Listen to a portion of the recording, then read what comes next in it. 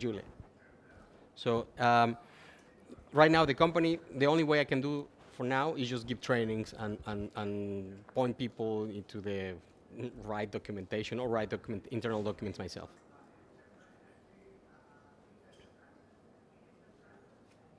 Okay. Did I speak too fast? I tend to do that, sorry. Okay. So then, thanks. And maybe we should get an early talk for the next one. Or do you want to start? Yeah, I'm done. I think nobody has any questions now. Okay, thanks.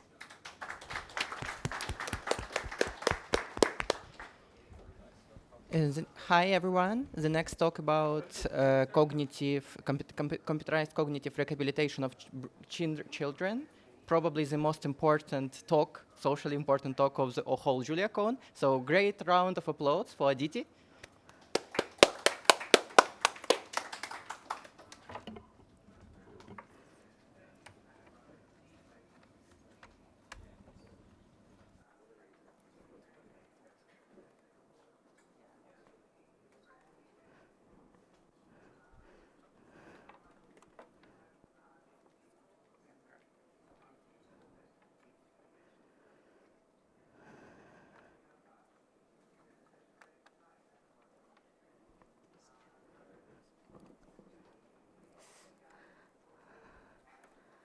So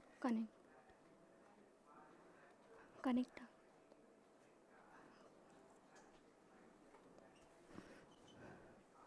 So good morning, everyone. I am Aditi Burse, and I'm pursuing education at Artificial Intelligence and Data Science. I'm in third year, and I'm from Belgavi, Karnataka, India. So I've come from three-tier city. I'm still a student from third year. So my main speaker is Radhika. She couldn't come because due to some traveling issues. So I'll be taking the presentation forward.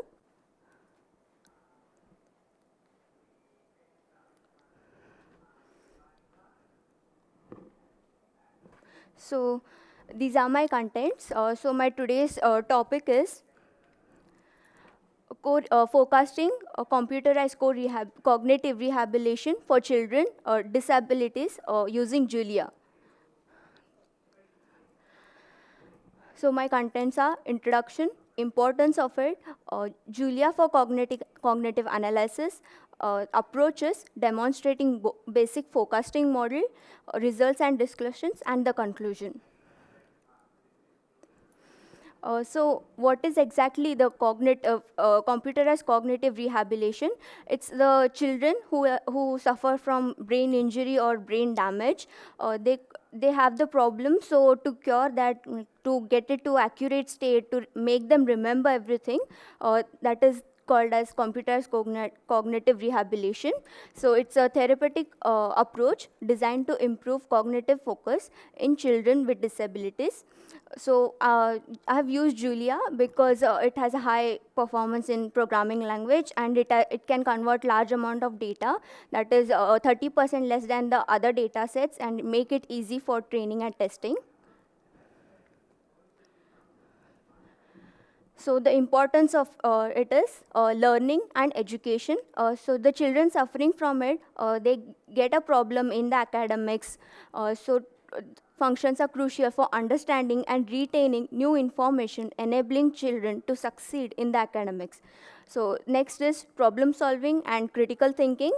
Strong cognitive skills allow children to analyze situation, think critically, and solve problems effectively. So children suffering from this don't have all this capacity to learn or to perform well, and the social connectivity. So to make them understand, so this is important. Social interaction, cognitive abilities aid in understanding social cues, communication, developing relationships, which are vital for social development. Emotional regulation, good cognitive functioning skills, helps children manage the emotions, cope with stress, and develop resilience. Next is daily living skills. Cognitive functions are essential for performing everyday tasks, making decisions, and fostering the independence. So our main topic is to predict that how much our data set we could get it in the precision and the accuracy to make the children understand. So this is the thing. To make children understand, we can take two steps, that is, take their IQ tests, mathematical tests, make them understand, make them learn, take them new information, let them get to know, and the suffering from that is the brain structure. If it get damaged or they have some issue, so that is the thing. So why Julia? So it has a high performance. Julia's speed and efficiency in executing complex calculations make it a deal for handling large-scale cognitive data analysis. Next is the ease of use. I personally, I feel that when I was doing the project for the Julia, it is a more simple language than the other languages I have studied till now. So and the advanced libraries it has, the scalability of Julia, and the interoperability. So scalability, Julia can easily scale from small data sets to large, complex data sets, making it suitable for diverse cognitive research projects. So approaches, so what we did is we couldn't get the actual data set because it's very private, so we couldn't get it by from someone, so we had to take a synthetic data set, and the academic performance and all we had to take it from our college itself. So we had to take a data, make them train the data set, and we use some machine learning models, that is Flux.jl and MLJ, to develop the models, and real-time data processing, simulation and modeling.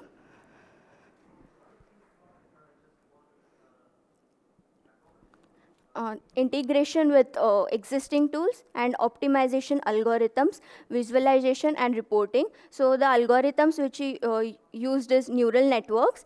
We took the synthetic data set, we converted into CSV files, and then we put it into a data frame file. Then we had to partition them into training and testing. So maximum of elements we had got for training, and the minimum we had got for testing. Then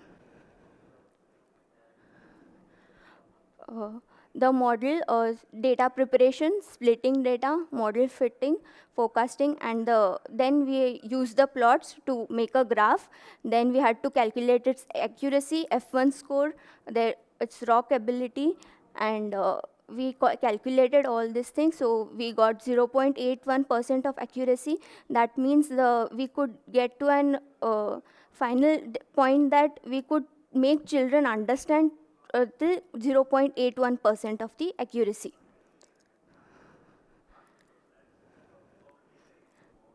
So results and discussions are this. The accuracy achieved is 92% in predicting the outcomes.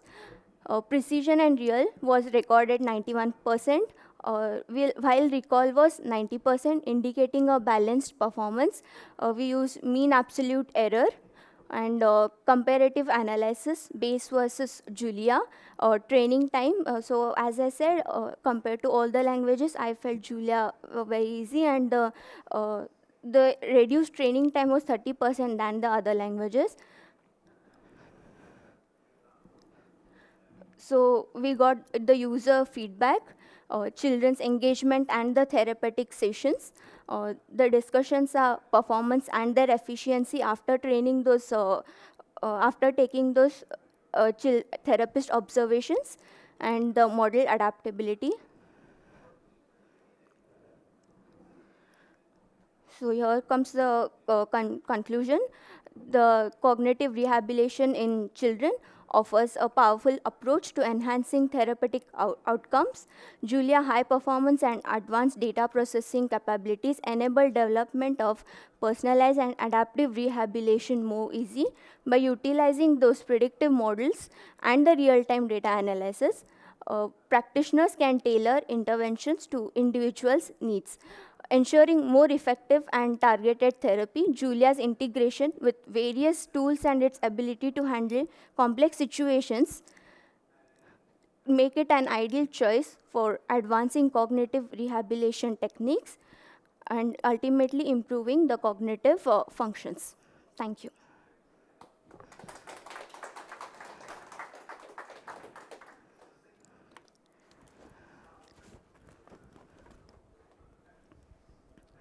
Yeah, Yes. hi. Thanks Hello. for the talk. Thank you. Very interesting. I'm from a completely different area, so I have many questions, but I'll try one. Um, you said you use real-time data. How, or like how is that Okay. useful in a sense? Actually, we had to arrange the training sessions for those children. So while arranging the training sessions, we give them the MCQ type questions to check their IQ level, and there we get the real-time data, actual data. How is the children? What is his IQ level? How is he performing? But on those parameters, that his academic performance, his societal things, all those on that basis, we'll be getting the actual data. Thank you.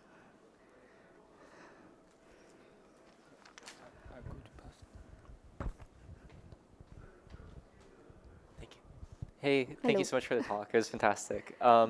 I had two quick questions. Yes. So the first question, regarding just kind of the general process of the workflow that you kind of enumerated in your research. Yeah. In your experience right now, what did you feel, if anything, was missing from conducting this type of health research within Julia? Is there, particular tools that you're failing to find or missing to reach for, or did you find Julia pretty well, like the Julia ecosystem, pretty robust for addressing this problem? Okay, so it's not static, sir. It's a dynamic nature. So it keeps changing every time a student. We can't predict only it's a brain damage. It could be other issues also.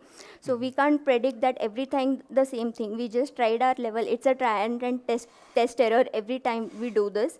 So we can't predict what the children is going through or the what damage he has got. It's a brain damage or something else. On that basis, it's a processor. We have to change it accordingly. Okay. And the second question, following up on the previous gentleman's question, Yes. regarding the data, I may have missed it as well. So you said you didn't have access to the actual data at one point. Yeah. So were you using like a synthetic MRI generated images, or what were you using? Yeah, I use synthetic data set, but some data that is I study in college actually.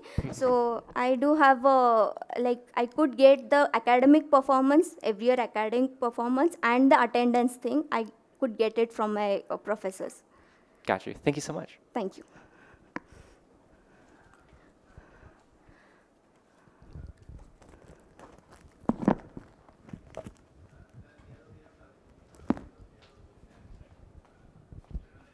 Thank you for the great talk. I have like maybe I'm kind of repeating the previous question, but why you decided, you kind of make several points in your presentation why, but can you kind of emphasize a bit why you're selecting a Julia for this project? Because kind of a lot of libraries for these tools existing actually at Python and in many other languages, MATLAB. Why Julia?